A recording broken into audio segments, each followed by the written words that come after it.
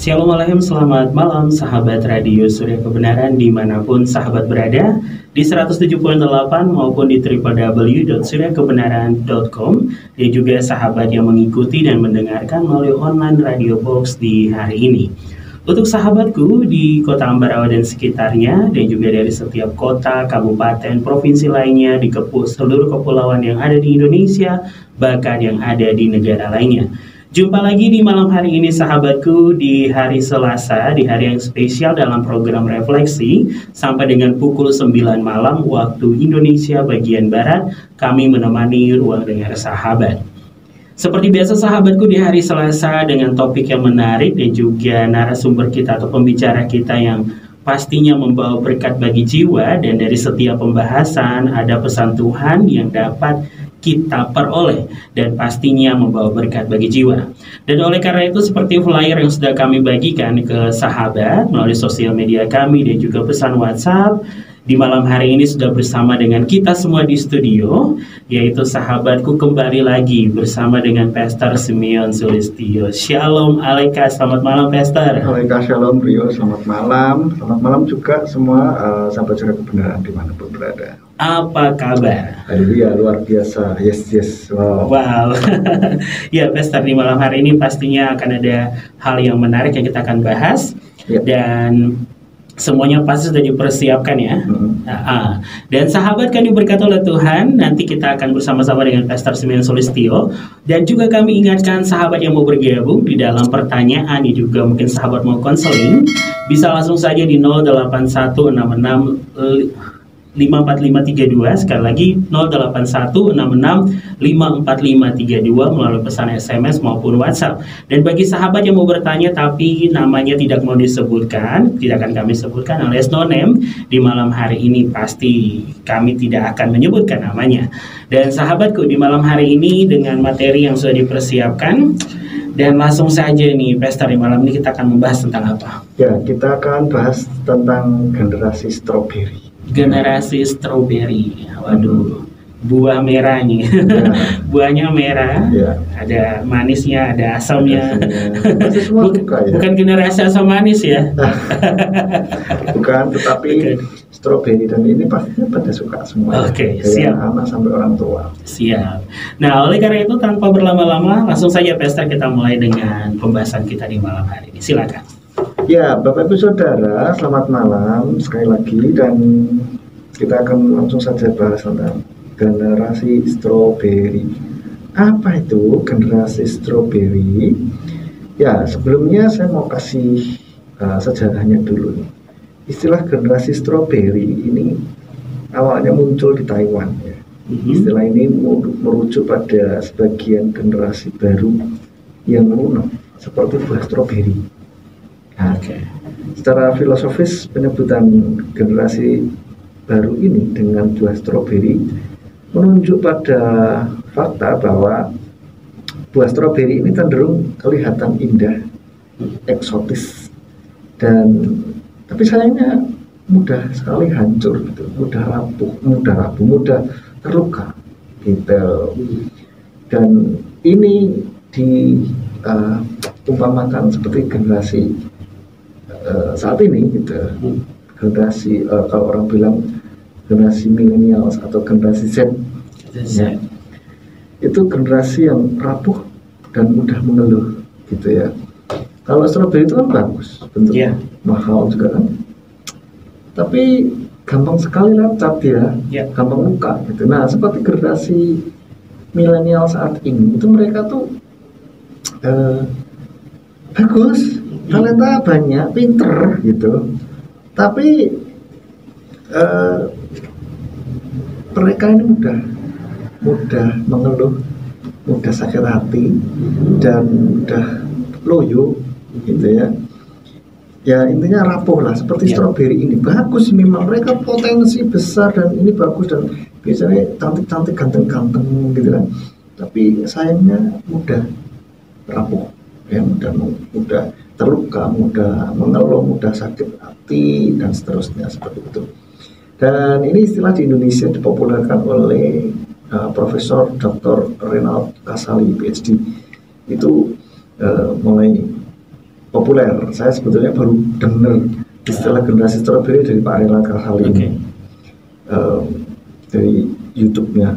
Terus saya baca bukunya, generasi strawberry atau Strawberry Generation itu judulnya, tapi bahasa Indonesia sih.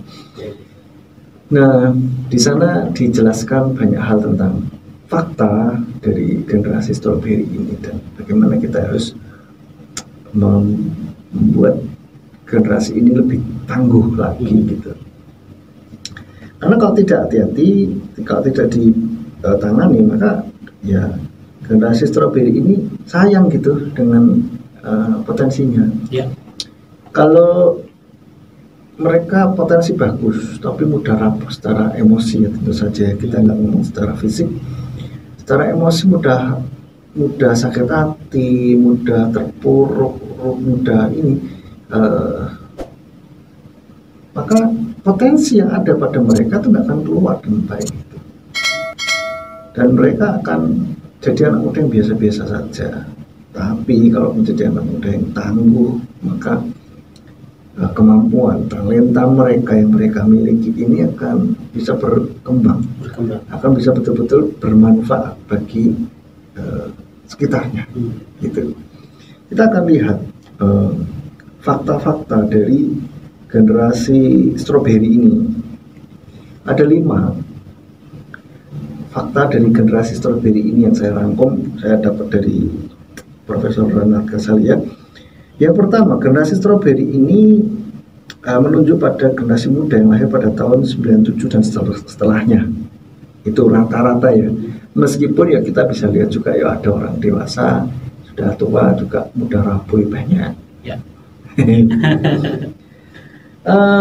Nah, lebih dari itu, generasi ini merujuk pada generasi yang dibesarkan dalam strata sosial tertentu ya, yang membentuk mereka menjadi pribadi yang manja dan cenderung malas. Kaum rebahan nih. Nah, sekarang kan marak ya kan kaum rebahan. Karena online. Ya. Terus egois bahkan arogan gitu. Ini stereotip ya, tetapi juga kenyataannya banyak yang seperti itu. Saya tidak ngomong semua 100% anak muda yang lahir setelah tahun 97 dan setelahnya itu begitu semua, tidak. Tapi ini rata-rata kebanyakan seperti itu gitu. Selanjutnya, nah yang kedua, menurut Profesor Renat Kasali dalam bukunya Strawberry Generation, nah generasi ini merupakan generasi yang penuh dengan gagasan kreatif. Mereka anak muda ini kreatif banget gitu. Dan kita lihat memang benar mereka itu kreatif sekali. Dan penuh dengan gagasan kreatif, tapi mudah menyerah dan gampang sakit hati. Mudah menyerah, gampang sakit hati, sehingga sedikit-sedikit perlu healing. Sekarang kan penggunaan kata healing sudah mulai bergeser tuh. Ya, padahal arti healing itu apa sih? Healing itu penyembuhan. Atau kesembuhan ya.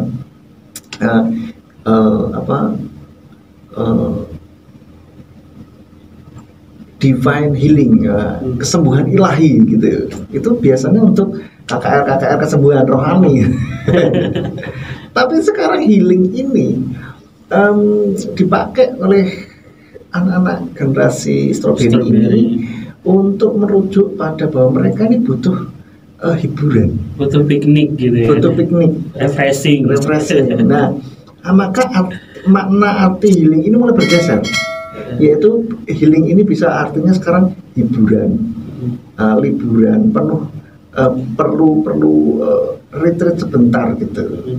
Jadi untuk menenangkan diri, untuk refreshing lah gitu ya. Jadi ini maaf Pastor, jadi ini berasa istilahnya tuh mereka mempunyai sakitnya itu di psikis mereka gitu. Ya. Mereka merasa bahwa ini gue sakit nih, betul. Sehingga perlu healing gitu. Ternyata healingnya apa? Healingnya adalah ke pantai, gunung, hangout, ke mall kalau mereka ini. Ternyata itu yang mereka maknai healing. Nah, padahal healing yang sebetulnya itu adalah penyembuhan yang ada di dalam luka, di dalam batin mereka gitu. Nah, dari pemaknaan kata ini, pengambilan kata ini pun juga sebenarnya menunjukkan bahwa mereka ini memang udah sakit hati gitu. Ya, kalau pingin refreshing ya bilang aja refreshing, kenapa harus healing gitu. Nah, itu secara pikiran bawah sadar mereka merasa bahwa diri itu sakit gitu. Ya, dan ini kalau kita tidak waspada, pemaknaan atau pemilihan diksi kata yang seringkali digunakan ini kan menunjukkan apa yang di dalam pikiran mereka sebetulnya gitu. Jadi sebaiknya saran saya sih untuk anak-anak muda ya jangan pakai healing lah ya. Gitu. Karena kita enggak sakit secara ini gitu, hanya penat gitu lah ya. Penat dengan sakit itu beda gitu ya. Lalu ini yang ketiga, generasi kreatif tapi tidak tahan tekanan. Nah, menurut riset yang dilakukan oleh Francisca Kaligis, dosen Fakultas Kesehatan Universitas Indonesia, usia 16 sampai 24 tahun itu adalah periode kritis untuk kesehatan mental remaja dan anak muda Indonesia. Ya, umur 16 sampai 24 tahun adalah periode kritis untuk kesehatan mental remaja dan anak muda Indonesia rata-rata. Ini menurut penelitiannya beliau ya. Karena dikatakan beliau menemukan ada 95,4%, perhatikan 95,4% pernah mengalami gangguan kecemasan. Yang selanjutnya 88% pernah depresi. Dan ini yang lebih mengejutkan lagi, artinya disayangkan gitu ya, bahwa 96,4%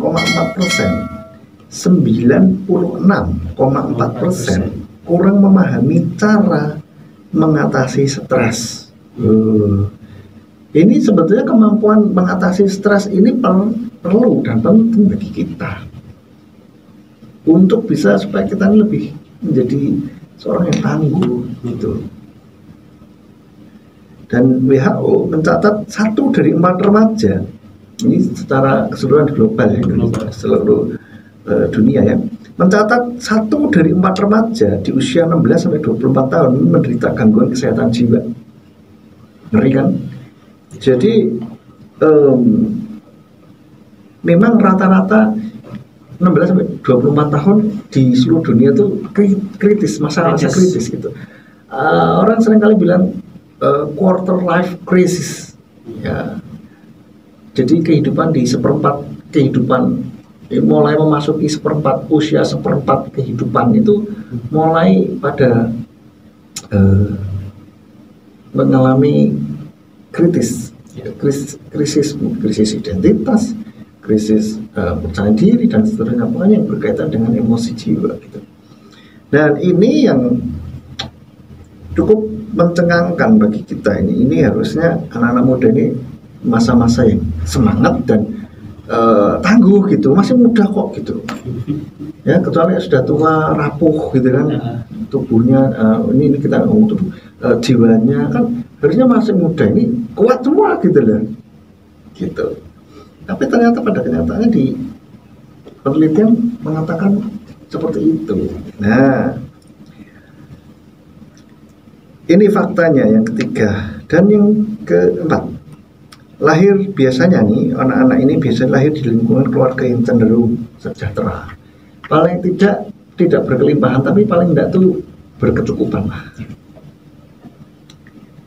Ya, biasanya. Maka mereka biasa manja, cenderung manja. Yang kelima, memiliki ide yang out of the box. Meski kurang gigih, mereka idenya itu kadang betul-betul kita nggak pikirin gitu, kok bisa ya gitu. Nah, tapi sayangnya memang kurang gigih, kurang kuat gitu, sehingga mudah. Dan kalau kita lihat anak-anak muda itu seringkali mereka kalau sudah mulai masuk kerja gampang sekali pindah kerja gitu, nggak ada sebulan pindah, atau mungkin rata-rata sebulan pindah. Saya pernah melihat menemui seseorang waktu dulu saya cari guru, itu CV-nya itu pengalaman kerjanya saya kalah banyak sekali, di sini di situ di sini di situ, tapi saya lihat 2 bulan 3 bulan sebulan, loh kok cepet banget gitu, ngapain kalau kenapa, ya nggak cocok katanya.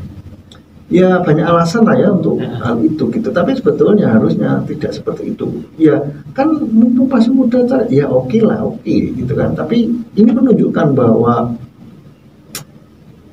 kehidupan anak-anak muda ini yang mudah sekali lompat-lompat ini, tidak ada ketekunan di sana. Yang satu, yang kedua mungkin tidak tahan tekanan gitu, sehingga pindah, enggak cocok sedikit pindah, enggak cocok sedikit pindah.